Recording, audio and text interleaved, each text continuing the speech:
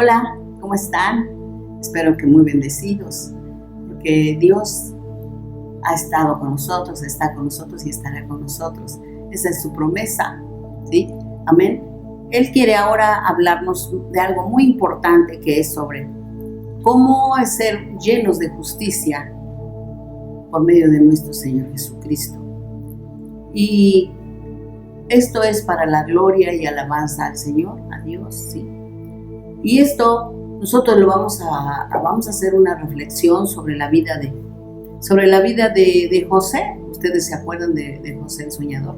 Pues vamos a hablar sobre él, vamos a orar y a ponernos en las manos de Dios para que sea Él el que nos convenza, el que hable a nuestro corazón, porque cuántas veces nosotros hemos sufrido o hemos experimentado diferentes emociones, diferentes sentimientos respecto a nuestra comunión con nuestro Padre, con nuestros padres terrenales, con nuestra Madre terrenal. Y José es una persona que tenemos muchas cosas de que aprender de él, y vamos a orar. Señor, muchas gracias porque siempre tú nos fortaleces, tú traes un renuevo diario a nuestras vidas, tú traes, Señor, palabra, tú traes consolación a nuestro corazón, tú traes esa llenura, Señor, y hoy necesitamos de ti, que tú vengas y hables a nuestro corazón, porque anhelamos, Señor, ser el reflejo de tu amor a través de ese renuevo, Señor, de esos frutos de justicia que vamos a obtener, que es a través de Jesucristo, que es tu nombre, que es tu Padre, que es tu Hijo, Señor, y es el que nos va a conducir, Señor, hasta tu presencia. Y te damos gracias porque es el autor y consumador de nuestra fe. Muchas gracias, Señor, en el nombre de Jesús. Hoy vamos a leer Génesis 30 del 22 al 24, en donde dice: y se acordó Dios de Raquel y la oyó Dios y le concedió hijos. Y concibió y dio a luz un hijo y dijo: Dios ha quitado mi afrenta, y llamó su nombre José, diciendo: añádame Jehová otro hijo. Si ustedes recuerdan, Raquel era una mujer estéril. Ya hablamos de la vez pasada que la mentira trae esterilidad, pero gracias a Dios Raquel quedó embarazada después de muchos años, ¿sí? Hoy vamos a hablar de ese hijo que tanto deseó Raquel, ese hijo tan anhelado, ese hijo tan soñado, ese hijo tan deseado, tan esperado, que tuvo Raquel y Jacob, ¿sí? Después de muchos años. Para Raquel, este hijo representaba el fruto de su amor con Jacob, y Jacob y Raquel, los dos tuvieron cierta predilección. Jacob tuvo cierta predilección por José, y no se daban cuenta de lo que estaban produciendo en el corazón de sus hijos, porque él tenía un hijo favorito. Por esto Raquel, no por esto precisamente, sino Raquel, después de que tuvo a José, tuvo a su segundo hijo, y cuando nació ese segundo hijo murió, y Jacob se quedó solo con los hijos. Y ahí fue el problema para Jacob, porque quedó desorientado, no sabía ni qué hacer con ellos, ¿sí? Así que murió Raquel y fue sepultada en el camino de Efrata, dice, la cual es Belén. Esto fue una razón por la que Jacob decidió alejarse un poco de su familia. Quería consolarse solo, quería descansar, quería meditar en lo que había ocurrido, y se alejó de sus hijos. Y más adelante muere Isaac. Isaac lo sepulta cerca de donde estaba Esaú, más bien lo sepultó con Esaú, ¿sí? A Esaú y Israel fueron sepultados en esa misma tumba de Isaac, ¿sí? Esto ocasionó también otro desajuste en la vida de Jacob, porque se presentaba el problema de cómo manejar esa situación, ¿sí? Y voy a narrarles parte de la historia de cómo Jacob se quedó con sus hijos. cómo Jacob formó su familia y José qué participación tuvo en esta historia que estamos narrando. Esta es la historia de la familia de Jacob. José, siendo de edad de 17 años, apacentaba las ovejas con sus hermanos. Y el joven estaba con los hijos de Bila y con los hijos de Silpa, mujeres de su padre, e informaba a José a su padre la mala fama de ellos. Y amaba a Israel a José más que a todos sus hijos, porque lo había tenido en su vejez. Y le hizo una túnica de colores diversos. Y viendo sus hermanos que su padre lo amaba más que a todos sus hermanos, le aborrecían y no podían hablarle pacíficamente.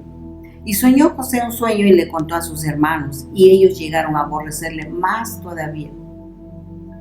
Esto lo leemos en Génesis del capítulo 37, del 2 al 5, ¿sí? Vemos a una persona, a José, que fue menospreciado, rechazado, relegado, por ofendido, ¿sí? Lo ofendían a menudo porque eran sueños los que tenía, y esos sueños eran de parte de Dios. Dios estaba usando a José para hablarle a sus hermanos, sin embargo, no entendieron cuál era el mensaje de Dios en la vida de José, ¿sí? José, si ustedes recuerdan, tuvo un sueño en donde hablaba de unos manojos de trigo, ¿no? Que sus hermanos eran como manojos de trigo, y él veía a sus hermanos, y en otro sueño dice que veía a sus hermanos como estrellas. Él soñaba con que el trigo daba alimento, y la luz de las estrellas era algo que auguraba algo bueno. Si nosotros pensamos bien en eso, el trigo habla del pan, y la luz habla de Cristo. Y dice Cristo: yo soy el pan de vida, la luz del mundo. Yo soy la luz del mundo, dice el Señor Jesús. A la luz de la palabra, estos sueños significaban algo maravilloso, sin embargo, ellos no lo entendían, ¿sí? A él no lo veían sus hermanos con amor, lo veían de una manera egoísta, ¿sí? Le hablaban y esto molestaba. El amor que mostraba Jacob molestaba a sus hermanos. Y este sueño se lo contó a su papá Jacob, y Jacob lo identificó con él mismo, porque Jacob tuvo un encuentro con Dios también a través de los sueños. Si ustedes recuerdan, fue a través de un sueño, ¿sí? Y cuando como que lo confrontó, le dice, y su padre en Génesis 37:10 le dice, y lo contó a su padre y a sus hermanos, y su padre le reprendió y le dijo, ¿qué sueño es este que soñaste? ¿Acaso vendremos yo y tu madre y tus hermanos a postrarnos en tierra ante ti? Y sus hermanos le tenían envidia, mas su padre meditaba en esto. ¿Por qué? Porque él recordaba también que había sido un soñador, al igual que José. Y este sueño de Jacob nos lleva a recordar que soñó una escalera que se apoyaba en la tierra y su extremo tocaba desde en el cielo. Y aquí que ángeles de Dios que subían y descendían por ella, ¿sí? Ustedes recordarán que fue en esa manera como Jacob tuvo un encuentro con Dios, ¿sí? El primer soñador era Jacob, y su hijo también era un soñador, ¿sí? Pero un soñador de las cosas de Dios.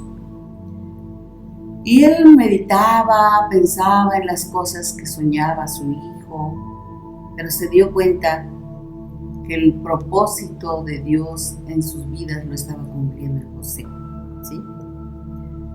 Y los hermanos, como les decía al principio, ocurrió que los hermanos tenían una animadversión por él. ¿Por qué? Porque veían el favoritismo que había del padre hacia José. Y incluso le envidiaban su túnica de colores tan hermosa que le hizo el papá, ¿sí?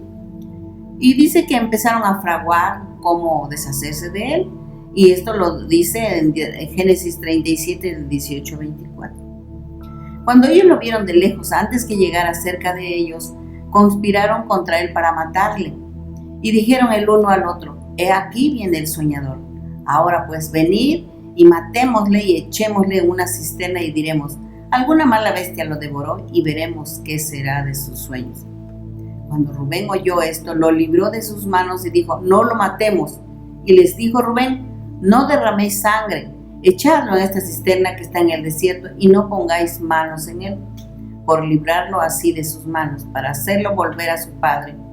Sucedió pues que cuando llegó José a sus hermanos, ellos quitaron a José su túnica, la túnica de colores que tenía sobre sí, y le tomaron y le echaron en la cisterna, pero estaba vacía, no había agua en ella. ¿Se imagina el golpe que llevó José para caer en esa cisterna? Qué lastimado estaría. ¿Cómo fue que salió y fue vendido a los madianitas? Bueno, es una historia muy triste, muy, muy triste. ¿Cuántas cosas nosotros hacemos por hacer acepción en nuestros hijos? Hacemos que nuestros hijos se odien entre sí por causa nuestra. Esto ocurrió en la vida de José. José era un hombre temeroso de Dios, era un hombre que buscaba a Dios y Dios lo usaba, Dios le hablaba, Dios le manifestaba sus deseos a través de los sueños. Por eso no les caía bien a sus hermanos, lo aborrecían, ¿no? Y luego lo aborrecían también porque su papá lo prefería, por dos razones. Una, porque tenía sueños de Dios y reconocían que este joven era usado a través de sus sueños a favor de Dios. Y aparte de eso, su papá lo amaba, ¿sí? Así que, imagínense, buscaban la forma de cómo deshacerse de él, de cómo lastimarlo, de cómo desaparecerlo. Qué dolor, ¿no? Y dice que en este momento, dice que pasaron unos madianitas y lo vendieron a Egipto, dice, en Egipto, y estos madianitas lo vendieron a su vez a Potifar, que era un capitán de la guardia de Faraón. Él vivió como esclavo en la casa de Potifar. Y resulta que la mujer de Potifar, una mujer muy bella, se enamoró de José, siendo un jovencito. Y después nos cuenta la historia que aconteció después de esto, que la mujer de su amo puso sus ojos en José y dijo, duerme conmigo. Y él no quiso y dijo a la mujer de su amo, he aquí que mi señor no se preocupa conmigo de lo que hay en casa y ha puesto en mi mano todo lo que tiene. Y aconteció que entró él un día en casa para hacer su oficio y no había nadie de los de la casa allí. Y ella lo asió de su ropa diciendo, duerme conmigo. Entonces él dejó su ropa en las manos de ella y huyó y salió. Cuando vio ella que le había dejado su ropa en sus manos y había huido fuera, llamó a los de casa y les habló diciendo, mirad, nos ha traído un hebreo para que hiciese burla de nosotros. Vino él a mí para dormir conmigo y yo di grandes voces y viendo que yo alzaba la voz y gritaba, dejó junto a mí su ropa y huyó y salió. Y sucedió que cuando oyó el amo de José las palabras que su mujer le hablaba diciendo, así me ha tratado tu siervo, se encendió en furor y tomó su amo a José y lo puso en la cárcel donde estaban los presos del rey y estuvo allí en la cárcel. No necesitaba atender el jefe de la cárcel cosa alguna de las que estaban al cuidado de José, porque Jehová estaba con José y lo que hacía Jehová lo prosperaba. Aquí nosotros vemos que Dios usaba a José. Aún en la cárcel lo usó a José. Y nosotros no sabemos cuál es el potencial que tienen nuestros hijos. Y muchas veces subestimamos a alguno de ellos y levantamos la autoestima más de la cuenta, sobreestimamos a otro y subestimamos a otros. Entonces, esto puede acarrear problemas entre nuestros hijos, ¿sí? Y miren nada más las consecuencias de estos hermanos. ¿Y qué cosa vemos nosotros en nuestra normalidad, en nuestro tiempo? vemos familias enteras divididas por causa de la preferencia, por causa de las malas decisiones que como padres tomamos. Hoy es tiempo de que nosotros meditemos en esto para que podamos producir esos frutos de justicia. Y hoy vamos a dejar este tema hasta aquí y mañana seguimos analizando este tema, que verdaderamente es un tema en donde nos va a hacer reflexionar cómo estamos tratando a nuestros hijos,